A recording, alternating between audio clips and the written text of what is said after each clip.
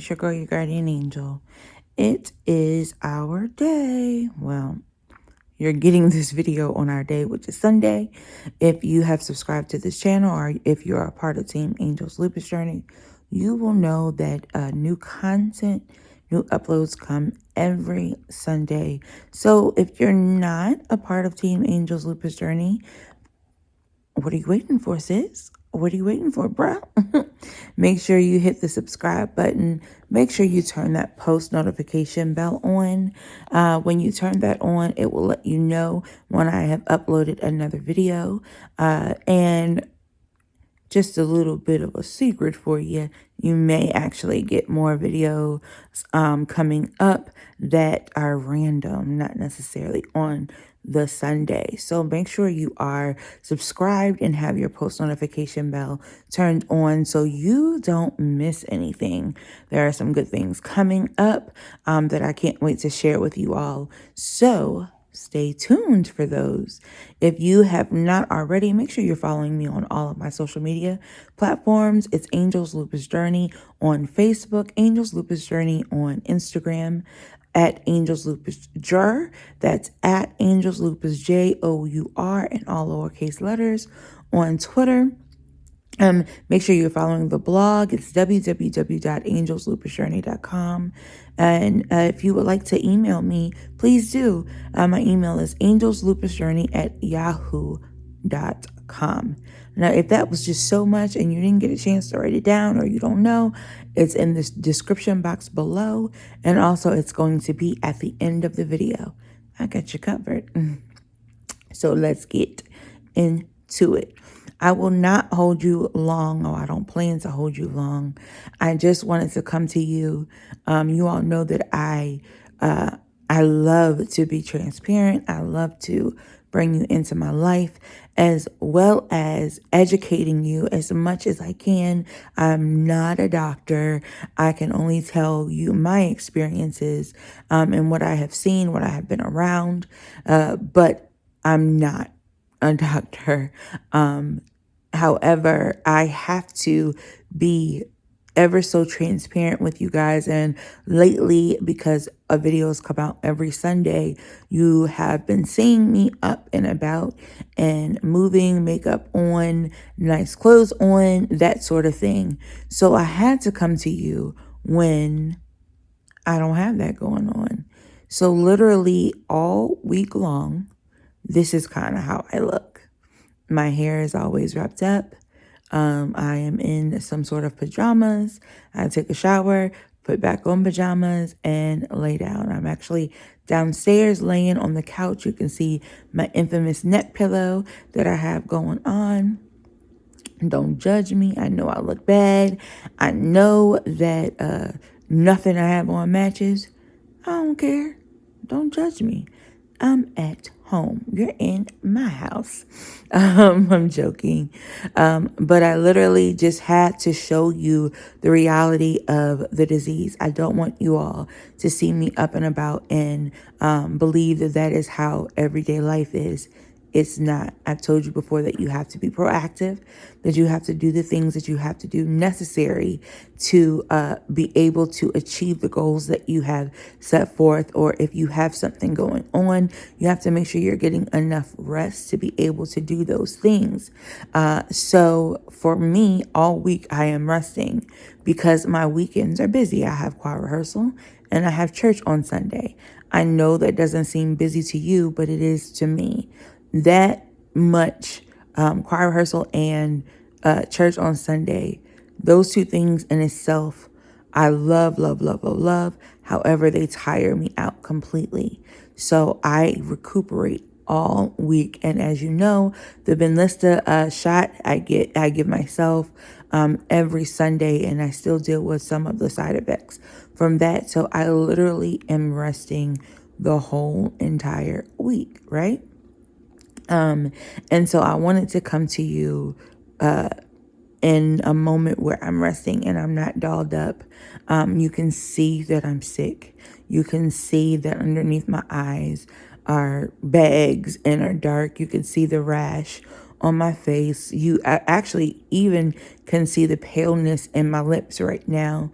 And I have been drinking. I have been eating to the best of my ability. I am nauseous and I've had to take nausea medicine. I'm still fighting whatever this is, but I needed you all to see. This is what life looks like. I know in pictures and social media, you get these grand pictures, outfit of the day, makeup of the day, look of the day. It doesn't always work that way. Most days I look like this. And so it's important for you to understand that. The other really, really important thing that I want to share with you all briefly about is your symptoms. People living with chronic illnesses, it doesn't have to be lupus, although I will talk specifically about lupus or the autoimmune diseases that I have, POTS, dysautonomia. I'll talk about those things in just a second. But people living with chronic illnesses tend to struggle when it comes to symptoms. What do I mean? I'm glad you asked. They tend to struggle because your symptoms may not match the symptoms of your neighbor. They may not match the symptoms that someone else with that illness has. Each person is different. There are no two cases of lupus, I know. There are no two cases that are exactly the same. We may be all on different medications. We may have different other elements attached to it. Nothing is the same. The treatment plan most likely is not the same. It's based upon what you are going through. With that being said, there are symptoms that we have that some doctors are not familiar with, right? I don't know about you, but I've gone to the doctor before and say, hey, look, I'll give you a great example. Hey, look, after I had my Benlysta, the first couple of times I went back and said, wait, I've had to take the Benadryl and you all warned me about that. You warned me that there's a small chance that Benlysta can cause cancer. You warned me of all the just different things that happen, right? You warned me. But I'm having this pain in my legs that is, it radiates up and down my legs. I can hardly move. And it aches terrible. My limbs ache terrible for the first couple of days after getting the Benlysta. They're like, what? That doesn't have anything to do with Benlysta. Doesn't have anything to do with anything. I don't really care what it has to do with. The fact of the matter is, this is my reality. These are my symptoms. This is what I have going on. They acted as if, in the beginning, they acted as if I was making up my symptoms. Who wants to make up symptoms? I just want a regular life. I don't want to be sick. I don't want to be laid up in the bed. It's a beautiful day outside. I want to go enjoy. However, I don't feel good. So I have to lay and I have to rest. So why would I make up a symptom? Why? And this didn't happen to me recently. However, I'm using this as an example because I have been in contact with many people who feel as if their voice is not being heard when it comes to symptoms, like they're hypochondriac, like the symptoms that they have aren't real. My brother and my sister, your symptoms are real if you feel them. If you're having those symptoms, they're real. And so you have to keep telling someone until they listen. If one person doesn't listen, tell someone else. If one doctor looks crazy, go to a different doctor. And I say that because these diseases are not cookie cutter. These diseases, although they may say, oh, that's not typical for this disease, the fact of the matter is you all don't know everything about the disease. It's like an evolution. The disease changes all the time. Medication changes all the time. Protocol changes all the time. Why is that? Because it's based upon the new findings that the researchers are figuring out. It's based upon surveys that lupus patients or chronic illness patients or POTS patients or dysautonomia patients or whatever, MS patients, ALS, it's based upon the data that they are collecting from their patients, right? So don't quiet your voice. Let your voice ring and ring loud. Let your voice ring and ring loud, because you're not only saving yourself, but I'm sure somewhere, someone, somewhere may be having the same symptom as you. And it may take your voice to say, hey, this is what I'm dealing with after taking this medication. This is what I'm dealing with in general. It may take your voice to make it known, and other people can then come out and say, you know what? Yeah, I'm having that too.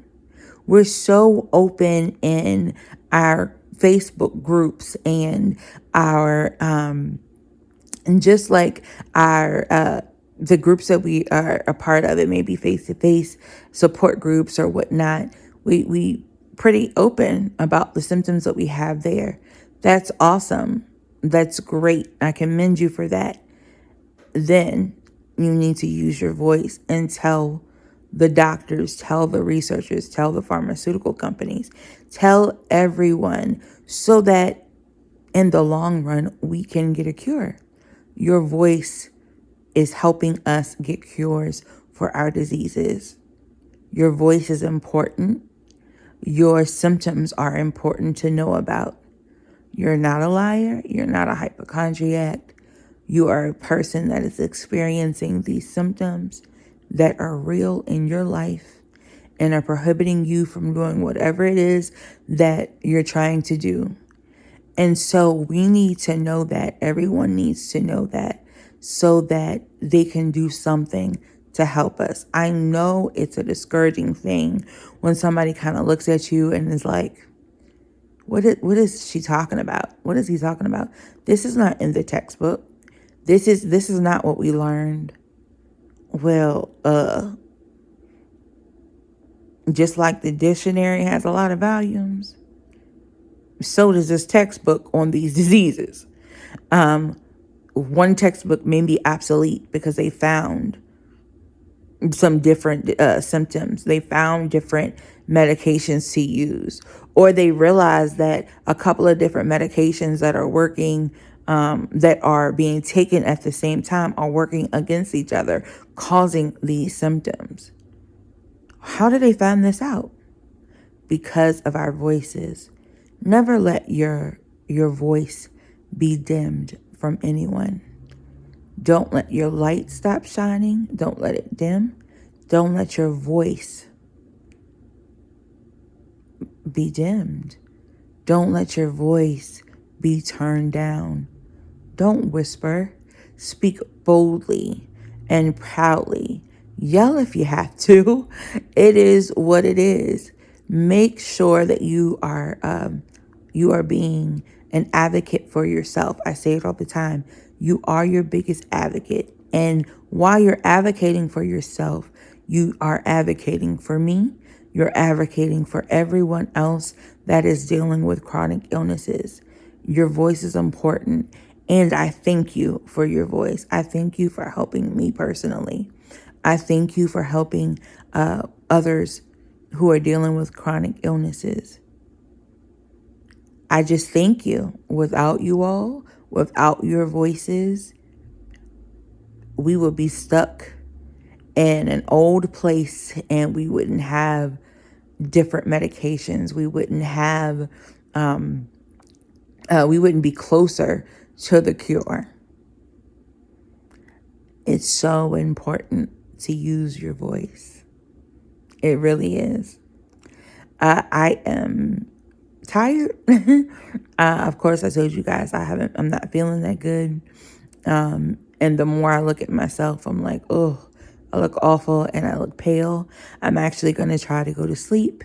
If I didn't say the day, this is actually Thursday, but you would get this on Sunday. So I just wanted you to know that, yes, even on Thursday, I'm still struggling and I'm still resting.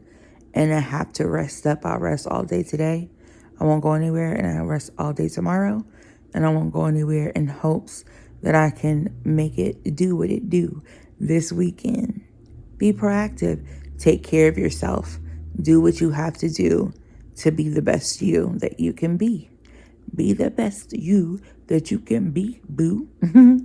Anyway, I love you guys. I love you with the love of Jesus. Make sure that you hit the like button. Comment down below if there's something that you want to know, something you want to say, something that you want me to touch on to help you with. If you've seen some things that I've done and you want to do those things too, hit me up.